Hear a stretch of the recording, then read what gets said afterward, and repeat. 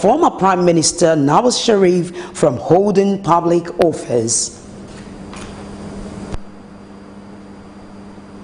Hello there, and many thanks for joining us on Superscreen's flagship news broadcasting live from Lagos. I am Adenike Owoye Ajiboye.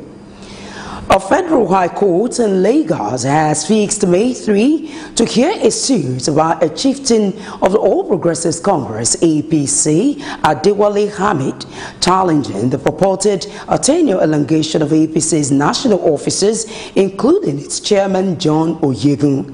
The defendants are John Oyegun, Shegun Oni, Alawa Shaibo, and National Secretary Ibrahim Gobi, Vice Chairman Pius Akinyelure, and the Independent National Electoral Commission. Banere said the order for substituted service on the 6th defendant was obtained fraudulently, as the address stated on the order was wrong. And on the Federal High Court in Lagos has rejected an application by the Economic and Financial Crimes Commission (EFCC) seeking to seize the fund in 15 bank accounts belonging to Patience Jonathan, Justice Mujisola Olature. The ex parte application filed by the EFCC for the seizure of the funds, saying the funds were already subject to litigation before two other judges. The funds which the EFCC sought to seize include a total of $8,435,788.84 and over 7.35 billion naira. I am now being joined by the chairman of the People's Democratic Party (PDP) in Lagos State, Honorable Moshood Salvador, to discuss this particular issue. Good evening, sir. How are you? Good evening, Nika. All right, it's really good having you on the news tonight.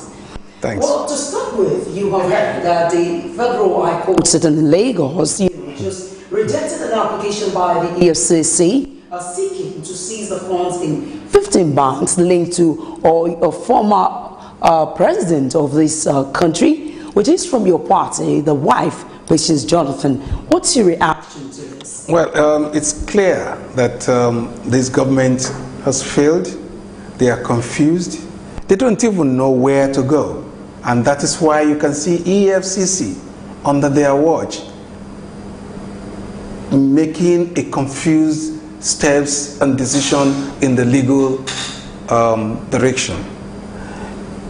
The matter, the money that has already been in court, that has been before some courts, that decision have been even made on it, they are still applying, which tells me that they need to be watched. They are fraudulent too. I mean EFCC themselves. They are corrupt. They are because something that has already decided on, you are now taking it up, putting additional cost to government. Because let me tell you, every case you see EFCC taking to court, go and check their paper, go and check their account. They will tell you they spent 150 million, 50 something million on that particular issue before that particular judge. And look at the judge now throwing it away, that this is a matter that is already before. So it shows they are confused. They don't even know what they are doing. If you say that the EFCC is confused, then what do you make out of the list of looters released by the present administration, which many of them are from your party? It is so shameful for a ruling party to bring out a list that comprises the opposition party members. It is so shameful for them to use themselves, to use their party as the den for people to go and hide, den for criminals. If you steal money and you run back to APC, you become a saint. That is what we can just see. And let me tell you this. Look at all the lists. How long have they been in court with EFCC? They don't have evidence. They don't have case against them. And that is why you can see them wasting time. They are just embarrassing them. And by the way, why are they bringing the list when they know election is around the corner? What have they been doing with it? Therefore, there is all the while. Therefore, there is a motive behind that. They have an agenda for bringing such lists. So would that be right? Will that be right, Roger, to say that you're saying the release list of the purported looters of Nigeria's treasury is politically motivated? There's no doubt about that. No doubt about that. We have people that when they were in PDP, AFCC was witch hunting them. Immediately they crossed to APC, they became saints. How do you justify that, sir? I don't want to be mentioning names, that's why. And Nigerians know the people I'm talking about. Their names are never appeared on their list, and they keep saying these are the list of looters. What about the money those people looted? By the way, they claim they were collecting money from people that loot. Is that not an evidence of guilt? Then what are they doing? What are they doing with the cases? If they want to throw it away because they have released everything, let us know. If they want to prosecute them, they have evidence. That tells me that all this recovery they are talking about are lies in what sense? Because you cannot collect money from somebody and know that this is a thief and you cannot put him in jail. So would it be right for me that what you're advocating basically is prosecution of the accused persons? Oh yes. They are not, they must conclude prosecution. Let us see the end of it. How many people have they put in jail? And that is why I credit PDP. They even put their members that they found guilty. They put them in jail. During which tenure? During their tenure. During which tenure? Which of the? Jonathan administration, Obasanjo's administration, they did all those. Can you remember some of these people that were actually prosecuted during? Have you forgotten that the IG during Obasanjo time was jailed? That was Tafa Balogun. Tafa Balogun. Have you forgotten that Afolabi, or what's his name, one of the ministers who happens to be Obasanjo's friend, was even jailed? These are and even live evidence. I think. Okay, now going forward, of course, you are aware that a part of the pillars in which this present administration came into power was that they're going to fight corruption. Now, with what you have just said now, can we really say that the war against corruption by this administration has been fair? It's just a war against opposition. War against opposition. That's it. It is never war against corruption. Because all these people you see saying they are running after, you can imagine what they said about Chief of Army Staff with evidence from Showore and all those people. They brought all these evidences. Yet, nothing happened. Look at the issue of secretary to the government. They've covered it up. Look, I can sit down here and be counting for you, mentioning from here till tomorrow morning. Nothing will happen because they belong to this corrupt party. All right, finally, Chairman, sir, are you optimistic that, because from some quarters, the fact that EFCC has been on the trail of Patience Jonathan so feel it's a witch hunt, do you really think that she can come out of all of this, or this case, successfully? My friend, the problem is this. There is no case. If you have to prove your case. They can't prove their cases. That is where they are having problems. They just believe they are in power. Look at all the judges. They went to their house, humiliate them, they do this and that, and put money in their houses, incriminate them, do all sorts. At the end of the day, they need to prove. The onus of proof is on them. Let them prove. They can't prove. Once they can't prove, they will only waste their time till their tenure ends. We all know that they can't do more than this one term. As a formidable opposition party in Nigeria against All Progressives Congress, what are you doing in this line, to correct what you feel is wrong? But look, the next government, 2019, we are going to kick them out. You will see the new Nigeria. It's even becoming 2019. You're going to kick APC out? By the grace of God, I'm telling you. But of course, your national chairman, which is Secondus, is saying that they do not have confidence in this present administration to deliver a credible poll. So how do you hope to achieve that? For him to have noticed that, we have to work on that to make sure they are unable, they will be unable to hatch their wicked plans, and we won't be able to. We'll be able to win them. All right. It is good for us to have known that. It is good for us, for our chairman to have noticed that, and it is now left to us to work and make sure it is not possible for them. All right, thank you very much, Mr. Chairman. Well, you're welcome. Talking to the People's Democratic Party PDP chairman in Lagos State, basically reacting on the High Court's judgment that rejected an application filed by EFCC against Patience Jonathan. And now moving on the news. The the Independent Corrupt Practices and Other Related Offences Commission (ICPC) says it is set to resume prosecution of former Inspector General of Police Sunday Ehidero for alleged 16 billion naira fraud.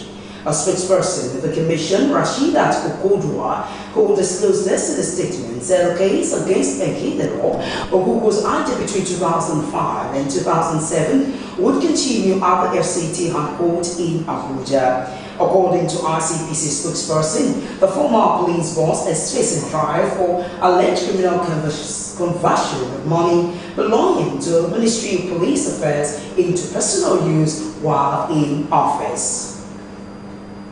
And on talking security matters, gunmen have killed a police officer and abducted some members of the Nigerian Union of Road Transport Workers (NURTW) in Benin Gwari town of Kaduna State. Report says chairman of the NURTW Benin Gwari branch was among those abducted. A community leader in the area, identified as Husseini, gave the name of the kidnapped NURTW chairman as Audu Kano. A former Minister of State for Works, Dayo Adeyeye, says all the governorship aspirants on the platform of the People's Democratic Party (PDP) in Ekiti State have resolved to form an alliance against the candidate of the state governor Ayodele Fayose. Fayose has named his deputy Kolapo Olushola as his preferred candidate for the election.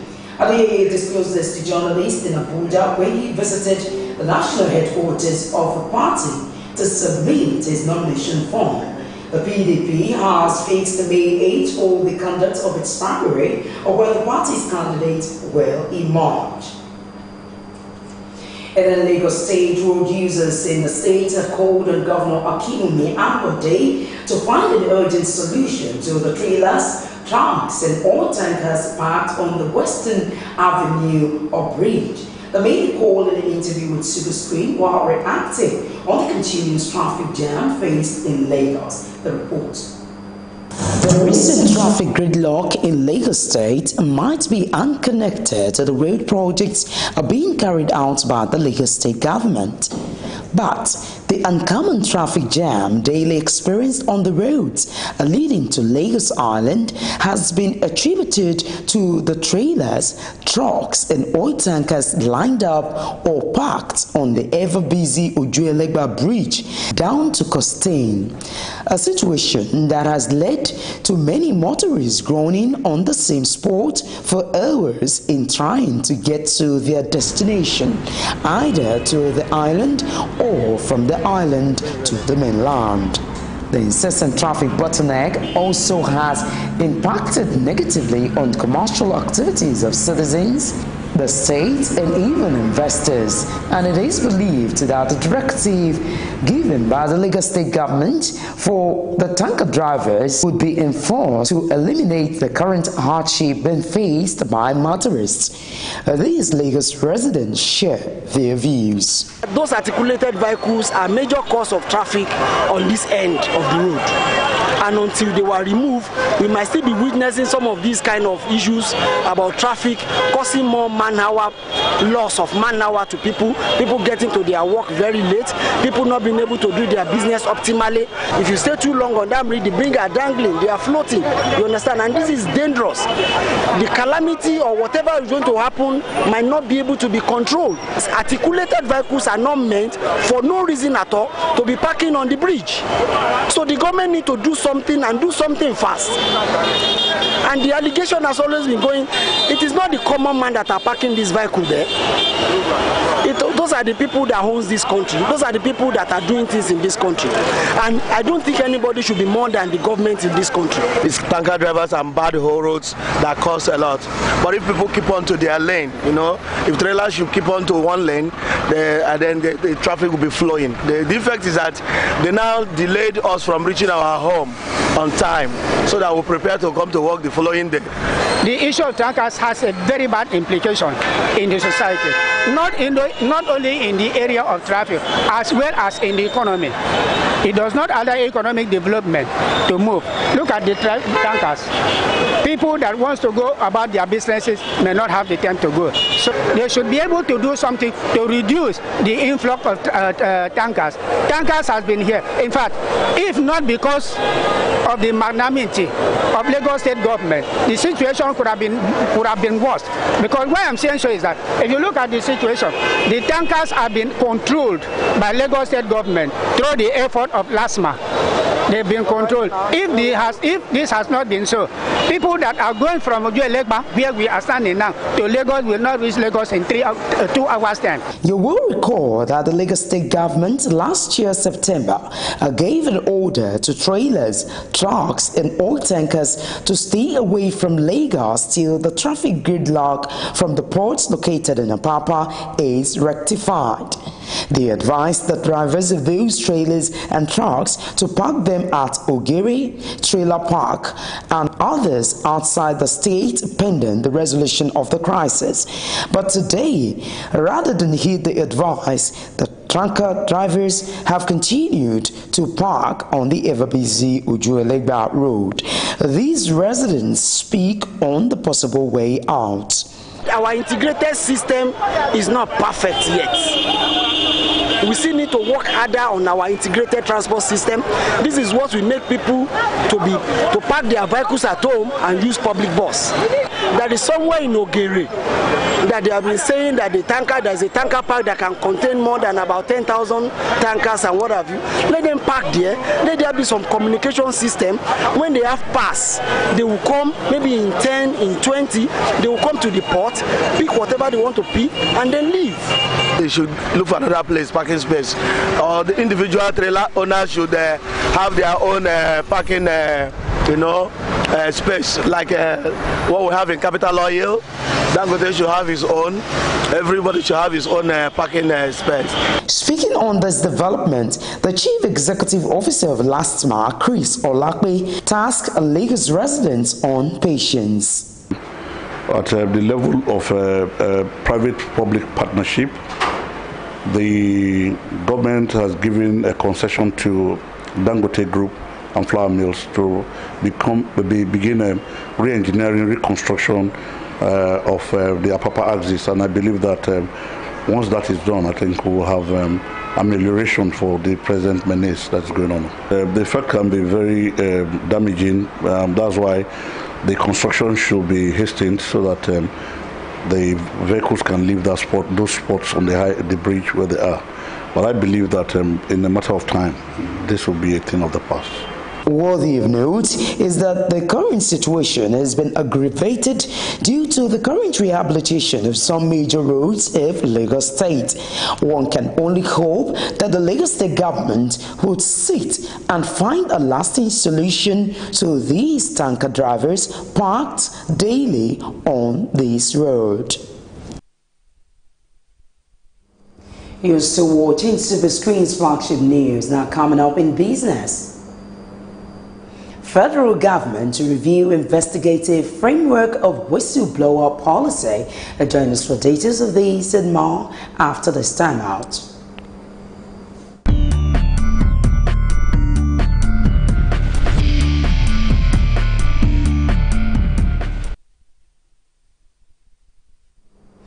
Welcome back. Now in business world, the federal government says that it would review the investigative framework of the whistleblower policy to make its implementation more effective.